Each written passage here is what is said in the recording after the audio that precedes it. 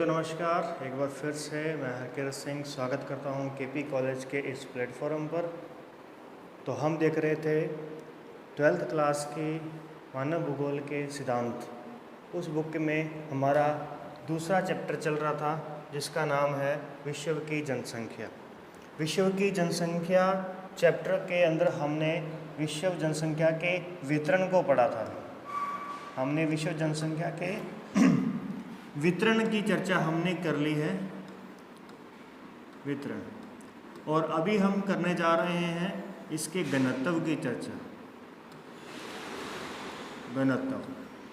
तो चलिए देखते हैं घनत्व क्या होता है, घनत्व किसे कहते हैं और इसे हम कैसे ज्ञात कर सकते हैं। घनत्व का सामान्यतः अर्थ क्या होता है कि किसी क्षेत्र के अंदर रहने वाले लोगों की जो संख्या है उसका उस क्षेत्र के साथ में जो अनुपात रहेगा उसे हम क्या कहेंगे, जनसंख्या घनत्व कहेंगे। अब ये अनुपात किस में निकाला जाता है, प्रति वर्ग किलोमीटर में निकाला जाता है। प्रति वर्ग किलोमीटर में देखा जाता है कि इस 1 किलोमीटर के अंदर कितने व्यक्ति निवास करते हैं और वो वहाँ का जनसंख्या घनत्व कहलाता है। किस प्रकार से, तो देखिए ज़रा। अब घनत्व निकालने का एक हमारे पास में तरीका होता है जो हम सामान्य तौर पर यूज़ करते हैं, जिसे हम कहते हैं गणितीय घनत्व। गणितीय घनत्व। अब ये घनत्व क्या चीज़ है अभी, वो तो आपने यहाँ पे देख लिया कि घनत्व का अर्थ ये रहेगा कि मान लेते हैं कि अपने पास ये जो क्षेत्रफल है ये 100 वर्ग किलोमीटर, 100 वर्ग किलोमीटर ये इसका क्षेत्रफल है। और इस क्षेत्र में रहने वाली जो जनसंख्या है वो लगभग है 10,000 में। यहाँ 10,000 जनसंख्या निवास करती है। तो हम ये देखेंगे कि 1 वर्ग किलोमीटर में कितनी जनसंख्या आएगी। तो उसको ज्ञात करने का फॉर्मूला जो होता है वो होता है कुल जनसंख्या, उस क्षेत्र की कुल जनसंख्या, जनसंख्या डिवाइड बाय कुल क्षेत्रफल। कुल क्षेत्रफल के साथ में जब हम इसका देखेंगे क्षेत्रफल, तो ये क्या कहलाएगा भी, घनत्व कहलाएगा। अब देखो जनसंख्या कितनी थी, 10,000, और उसका कुल क्षेत्रफल कितना है, 100 वर्ग किलोमीटर। ये किस में होना चाहिए, वर्ग किलोमीटर में होना चाहिए, ठीक है। तो इस प्रकार से क्षेत्रफल हमेशा वर्ग किलोमीटर में ही होता है, तो इसलिए यहाँ घबराने की जरूरत नहीं है। 2 जीरो से 2 जीरो जाएगी तो बचेगा हमारे पास में 100। इसका मतलब ये हुआ कि इस क्षेत्र में, इस एक क्षेत्र में, कोई भी ये एक क्षेत्र है मान लेते हैं, इस क्षेत्र में कितना जनसंख्या घनत्व है, तो इस क्षेत्र का जो घनत्व है वो है 100 व्यक्ति, 100 व्यक्ति प्रति वर्ग किलोमीटर, प्रति वर्ग किलोमीटर। इसका घनत्व ये निकला कि अगर हम इसके 100 टुकड़े करते हैं तो सभी में बराबर बराबर जनसंख्या कितनी आ सकती है, तो हर किसी में 100 लोग व्यक्ति आ सकते हैं। और कुल मिलाकर के 100 खाने बनेंगे हमारे पास में, 100 बॉक्स बनेंगे, तो कुल मिलाकर के जनसंख्या कितनी हो जाएगी, 10,000 हो जाएगी। तो इस प्रकार से कुल जनसंख्या डिवाइड बाय कुल क्षेत्रफल, इस प्रकार से निकाले गए जनसंख्या घनत्व को हम गणितीय घनत्व का नाम देते हैं, जो गणितीय फॉर्मूले से निकल रहा है, और यही हमारा घनत्व निकालने का तरीका होता है। अब आगे चलिए कि घनत्व के भी प्रकार होते हैं अलग अलग, कि कोई घनत्व जो है वो हम किस मकसद से निकाल रहे हैं, ये हम कुल क्षेत्रफल के आधार पर निकाल रहे हैं। अगर आपसे पूछा जाए आर्थिक घनत्व ज्ञात कीजिए, भी किसी क्षेत्र का आर्थिक घनत्व ज्ञात कीजिए, आर्थिक घनत्व। अब ये आर्थिक घनत्व कैसे ज्ञात होगा, तो देख लीजिए यहाँ पे कि कुल जनसंख्या, तो यहाँ पे हम लिखेंगे सीधा जनसंख्या डिवाइड बाय उत्पादकता, उस क्षेत्र की उत्पादकता, यानी उस क्षेत्र की उत्पादकता। देखा क्या जाएगा कि वहाँ की कुल जनसंख्या कितनी है, 10,000 व्यक्ति यहाँ की जनसंख्या है, व्यक्ति यहाँ की क्या है, जनसंख्या है। और वहाँ पे 100 क्विंटल जो है मान लो गेहूँ होता है, क्विंटल। तो यहाँ पे हमारे पास में जो आंसर निकलेगा ना वो ये आएगा कि 100 व्यक्ति प्रति 1 क्विंटल, यानी कि 1 क्विंटल कितने लोगों में बांटा जाएगा? 100 लोगों में बांटा जाएगा, यानी उसकी उत्पादकता बहुत ही क्या है? कम है। तो इस प्रकार से आर्थिक घनत्व देखा जाता है। फिर हम आगे चलते हैं, तो एक हमारे पास में गणितीय घनत्व हुआ, एक आर्थिक घनत्व हुआ, तीसरा हमारे पास में एक होता है अभी कायिक घनत्व। कायिक घनत्व, अब ये कायिक घनत्व किस प्रकार से निकाला जाता है, बस आपको बस सिर्फ इस तरीके से ध्यान रखना है, क्योंकि प्रश्न कैसे बनेगा, जैसे मान लो आपसे प्रश्न बन गया, एक छोटा सा प्रश्न बन गया 1 नंबर वाला, कि उत्पादकता और जनसंख्या के अनुपात को क्या कहते हैं। तो ऑप्शन में दिया होगा गणितीय घनत्व, आर्थिक घनत्व, कायिक घनत्व, कृषि घनत्व, इस प्रकार से। तो आपने वहाँ पे ढूंढना है कि आपका आंसर क्या बनता है। इसीलिए आपका ये कोई ज़्यादा बड़ा प्रश्न नहीं है और हमें ज़्यादा समय भी नहीं लगेगा इसके अंदर, इसीलिए थोड़ा सा इसको देख लें। तो कायिक घनत्व जो है ये हमारे पास में आएगा जनसंख्या बटा कृषि योग्य भूमि, कृषि योग्य क्षेत्र। तो वो जो कृषि योग्य क्षेत्र है उसमें, उसके अंदर उसका भाग दे देंगे हम किसमें? जनसंख्या में दे देंगे, तो बन जाएगा कायिक घनत्व बन जाएगा। 4 नंबर पे हम देखते हैं कृषि घनत्व।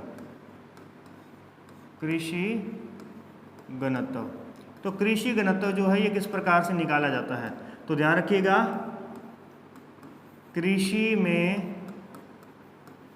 संलग्न जनसंख्या। अब ध्यान रखिए, जो कृषि से जुड़ी हुई जनसंख्या है अब सिर्फ उसी को ही देखा जाएगा, और फिर हम किस में भाग देंगे? कृषि योग्य भूमि या क्षेत्र। तो अब आप देख सकते हैं कि कृषि में लगी हुई जनसंख्या तो कम होगी ना, टोटल जनसंख्या में से कृषि से जुड़ी हुई 50% जनसंख्या होगी, तो उसमें अगर हम कृषि योग्य भूमि का भाग देंगे तो यहाँ पे हमारे पास में क्या आ जाएगा? कृषि घनत्व आ जाएगा।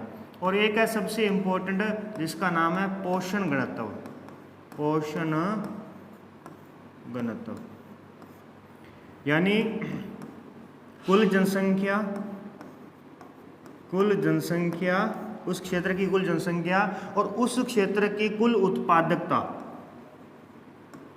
खाद्यान्न उत्पादन। यहाँ पे क्या हो रहा है अभी? खाद्य पदार्थों के उत्पादन के बारे में देखा जा रहा है कि खाद्य पदार्थों का उत्पादन या खाद्य संसाधन कितने हैं हमारे पास में, जनसंख्या कितनी है और वहाँ पे संसाधन कितने हैं। यानी कि कक्षा के अंदर 10 विद्यार्थी हैं, 10 छात्र हैं कक्षा के अंदर, और यहाँ पर खाने के लिए 100 सेब है।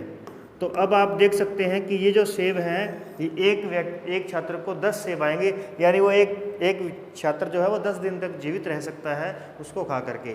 तो इस प्रकार से यहाँ जनसंख्या, जो ये जनसंख्या है ये कब तक जीवित रह सकती है, वो वहाँ के संसाधन पर डिपेंड करता है कि संसाधन कितने हैं और जनसंख्या कितनी है। क्लियर? चलिए, तो ये बात होगी अपने यहाँ पे घनत्व से संबंधित। अब हम देख लेते हैं कि हमारा जो घनत्व जो हम नॉर्मली ज्ञात करते हैं वो होता है जनसंख्या बटा में क्षेत्रफल। जनसंख्या बटा में क्षेत्रफल। तो चलिए हम देखते हैं कि पूरे विश्व का पहले जनसंख्या घनत्व कितना है, यानी कुल विश्व की जनसंख्या बटा में कुल विश्व का क्षेत्रफल देखते हैं। तो हमारे पास में जन घनत्व आ जाएगा पूरे विश्व का। तो पूरे विश्व का जो हमारे पास में जन घनत्व आता है विश्व का, वो है भी 51 व्यक्ति प्रति वर्ग किलोमीटर,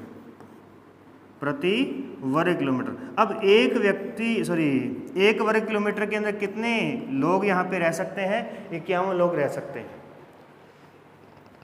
ओके, आगे देखते हैं। सर्वाधिक, विश्व में सर्वाधिक घनत्व वाला महाद्वीप, तो जो एशिया महाद्वीप है, यदि हम एशिया महाद्वीप की बात करें तो एशिया महाद्वीप का जो घनत्व है वो है 132 व्यक्ति।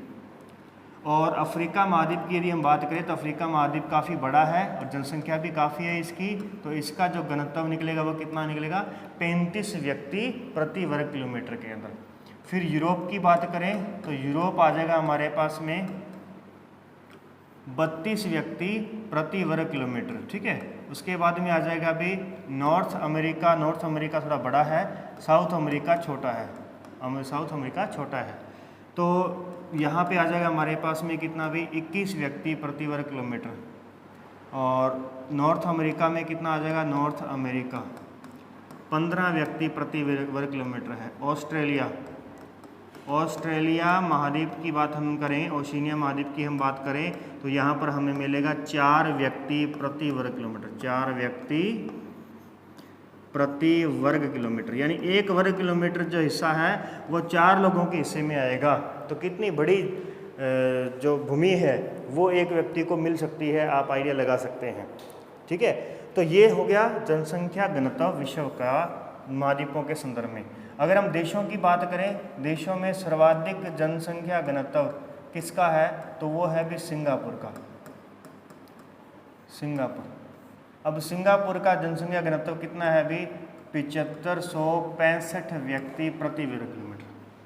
अब कहाँ पर 4 व्यक्ति प्रति वर्ग किलोमीटर में और कहाँ 7500 व्यक्ति प्रति वर्ग किलोमीटर के अंदर, तो ये क्या हो गया अभी, ये एक बहुत बड़ी संख्या हो गई है। यानी एक ही वर्ग किलोमीटर के अंदर 8000 के समथिंग 7500 लोग निवास करते हैं। ऐसा कैसे हो सकता है अभी, एक ही क्षेत्र के अंदर निवास करें? तो ये होता है वहाँ पे बिल्डिंग जो होती है, फ्लैट जो बनते हैं उसकी आधार पे बनता है। फिर देखिए जैसे अपन हम भारत की बात करें, तो भारत का जो है, भारत का तो वो है 382 व्यक्ति प्रति वर्ग किलोमीटर। मंगोलिया की यदि हम बात करें, मंगोलिया जो देश है, मंगोलिया, तो मंगोलिया देश का जो जनघनत्व है वो है भी 2 व्यक्ति प्रति वर्ग किलोमीटर। अब कहाँ तो 1 वर्ग किलोमीटर एरिया 2 लोगों के हाथ में आ रहा है, और कहाँ वो 1 वर्ग किलोमीटर का एरिया 7500 लोगों के हाथ में आ रहा है। तो ये बहुत ही भीड़ भाड़ वाला क्षेत्र रहेगा और ये बहुत ही विरल जनसंख्या वाला क्षेत्र रहेगा। फिर हम बात करें अगर भारत में यदि हम बात करें, तो भारत के अंदर आप देख सकते हैं सर्वाधिक जो है वो किसका है, बिहार का है। भी सबसे अधिक जनघनत्व जो है वो किसका है, बिहार का है। 1182 व्यक्ति प्रति वर्ग किलोमीटर के अंदर है। राजस्थान की यदि हम बात करें, तो राजस्थान का जनघनत्व कितना है, 200 व्यक्ति प्रति वर्ग किलोमीटर के अंदर। और फिर हम यदि हम देखें यहाँ पे सबसे कम, तो वो है भी अरुणाचल प्रदेश का, अरुणाचल प्रदेश जो है उसका है भी 17 व्यक्ति प्रति वर्ग किलोमीटर। तो इस प्रकार से ये हमारे पास में क्या आ गया, जनसंख्या घनत्व आ जाता है उस क्षेत्र में, उस स्थान का क्षेत्रफल और वहाँ पर रहने वाली जनसंख्या के बीच का अनुपात क्या कहलाता है, जनघनत्व कहलाता है। तो हमने जनसंख्या घनत्व देख लिया, महाद्वीपों के संदर्भ में देख लिया, देशों के संदर्भ में और अपने राज्यों के संदर्भ में भी हमने देख लिया। महाद्वीपों के संदर्भ में हमने बात की, और उससे पहले हमने जनसंख्या घनत्व के रूप भी देख लिए, कितने रूपों में होता है। चलिए आज इम्पोर्टेंट बात करते हैं कि इस प्रकार से कहीं पर जनसंख्या बहुत ही विरल है और कहीं पर जनसंख्या बहुत ही सघन है, इसका कारण क्या है। यानी आज हम देखते हैं जनसंख्या वितरण और घनत्व को प्रभावित करने वाले कारकों के बारे में। वितरण और घनत्व को प्रभावित करने वाले कारक, ठीक है, प्रभावित करने वाले कारक। अब वो कारक कौन से हैं, देखिए जरा। कारक हो सकते हैं वो प्रकृति से संबंधित हों, प्रकृति से संबंधित होंगे तो हम उसे कहेंगे भौतिक कारक। भौतिकी बनावट की वजह से हो सकता है जनसंख्या वहाँ ज़्यादा रहती है या कम रहती है। फिर दूसरी बात है आर्थिक दृष्टि से। तीसरी बात हो सकती है सामाजिक और सांस्कृतिक दृष्टि से। सामाजिक सांस्कृतिक कारक हो सकते हैं जो जनसंख्या के वितरण को प्रभावित करते हैं। और फिर हमारे पास में राजनीतिक कारण भी हो सकते हैं, राजनीतिक कारक भी हो सकते हैं। ठीक है, तो चलिए देखते हैं कि भौतिक कारक में क्या आता है, कौन से भौतिक कारक हैं जो जनसंख्या को प्रभावित करते हैं। जनसंख्या को प्रभावित करने वाला सबसे पहला भौतिक कारक है अवस्थिति या स्थिति।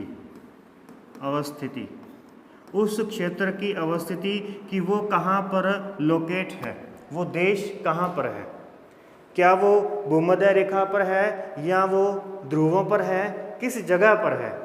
तो अगर भूमध्य रेखा पर होगा तो वहाँ हमने पहले भी देखा है उष्णार्द्र है, यानी बहुत ज़्यादा गर्मी है और बहुत अधिक वर्षा है, जिस वजह से चिपचिपापन और नमी है, तो लोग वहाँ नहीं रहेंगे। सर्दियां हैं, बर्फ़ जमी रहती है, साल के साल बर्फ़ जमी रहती है। अंटार्कटिका है तो मतलब वहाँ पर लोग नहीं रहेंगे। तो पहले तो किसने क्या किया, अवस्थिति के आधार पर हम देखेंगे। तो अवस्थिति के अंदर आप लिख सकते हैं कि अवस्थिति में क्या आप देखोगे, समुद्र के किनारे जनसंख्या रहना पसंद करती है और अंदर रहना नहीं पसंद करती।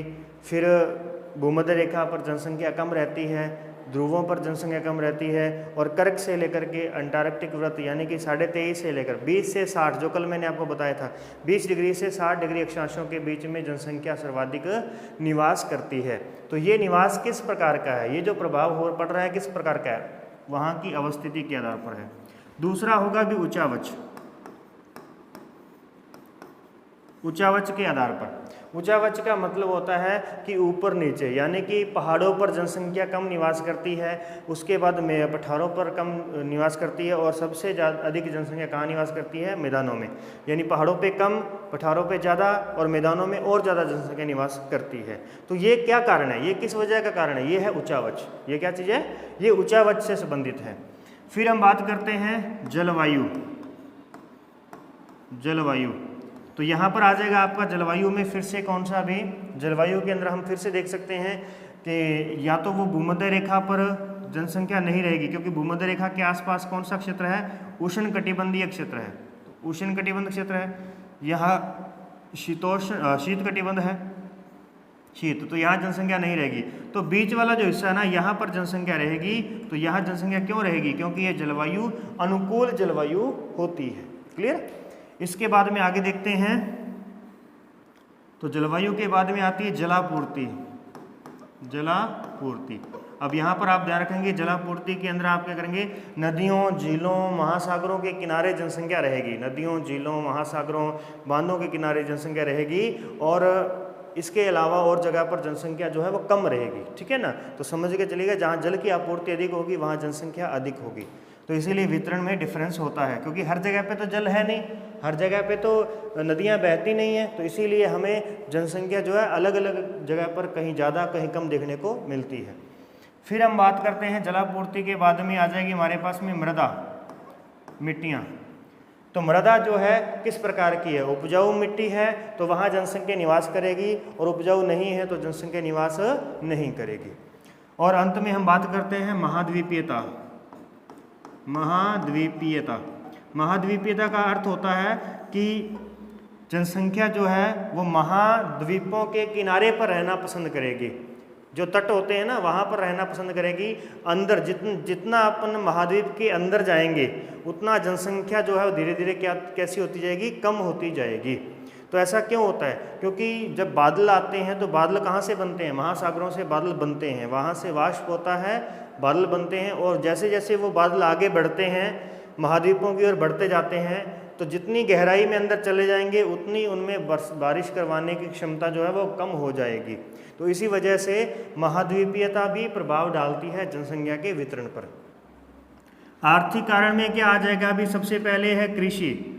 कृषि योग्य भूमि जहाँ पर होगी वहाँ जनसंख्या निवास करेगी। फिर कृषि के अलावा खनिज संसाधन, जहाँ पे खनिज संसाधन होंगे वहाँ जनसंख्या निवास करेगी। फिर उसके बाद में नगरीयकरण, नगरीकरण भी, ठीक है, नगरीकरण भी जनसंख्या को प्रभावित करता है। लोग गांवों को छोड़ करके नगर की ओर जाना पसंद करते हैं, क्योंकि नगर में उनको रोजगार की व्यवस्था मिलती है। तो रोजगार क्या है, रोजगार एक आर्थिक कारक है। ठीक है। फिर उसके बाद में देखेंगे औद्योगिकरण। औद्योगिकरण, तो औद्योगिकरण की वजह से भी जनसंख्या जो है उद्योगों के आसपास इकट्ठी हो जाती है। इसीलिए जहाँ जहाँ पे उद्योग होंगे वहाँ पे जनसंख्या सघन होगी, और उसके अलावा एक क्षेत्र में जनसंख्या विरल होगी। तो कृषि, खनिज, नगरीकरण, औद्योगिकरण और यातायात। ठीक है, यातायात, परिवहन, तो ये क्या करते हैं, जनसंख्या को प्रभावित करते हैं। फिर आते हैं सामाजिक और सांस्कृतिक कारण।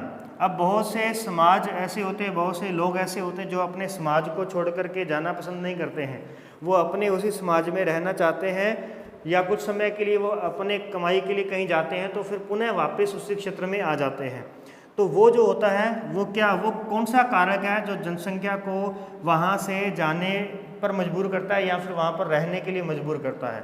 तो वो हो गया हमारे पास में सामाजिक कारण भी होते हैं। जैसे मान लो कि चीन में एक संस्कृति है अभी, चीन में ये एक संस्कृति है कि वहाँ पे पितृकों की पूजा होती है, जैसे अपने भारत में भी पितृकों की पूजा होती है। तो जहाँ पे पितृ को दफनाया होता है, क्योंकि वहाँ दफनाते हैं, तो पितृ को जहाँ दफनाते हैं चीन के अंदर, तो फिर वहाँ कब्र बनती है और वो हर साल या हर 6 महीने में, हर महीने में वहाँ कब्र पर जाते हैं। तो इसीलिए उनका पितृकों से जुड़ाव होने की वजह से वो अपने उसी स्थान पर बने रहते हैं। तो इसी वजह से एक ही स्थान पर, अब जहाँ पर पहले दादा था वहीं पर बेटा रहेगा, फिर वहीं पे आगे उसका पोता रहेगा, आगे के आगे पीढ़ियाँ दर पीढ़ियाँ उसी स्थान पर ही रहेंगी। तो धीरे धीरे वहाँ पे क्या हो जाएगी, जनसंख्या सघन हो जाएगी और बाकी जगह जो खाली थी वो अब भी खाली रहेगी। तो इसीलिए ये संस्कृति और समाज जो है ये भी अपने को प्रभावित करता है। राजनीतिक कारण की बात करें तो राजनीतिक के अंदर क्या आ जाएगा भी, हिंसा।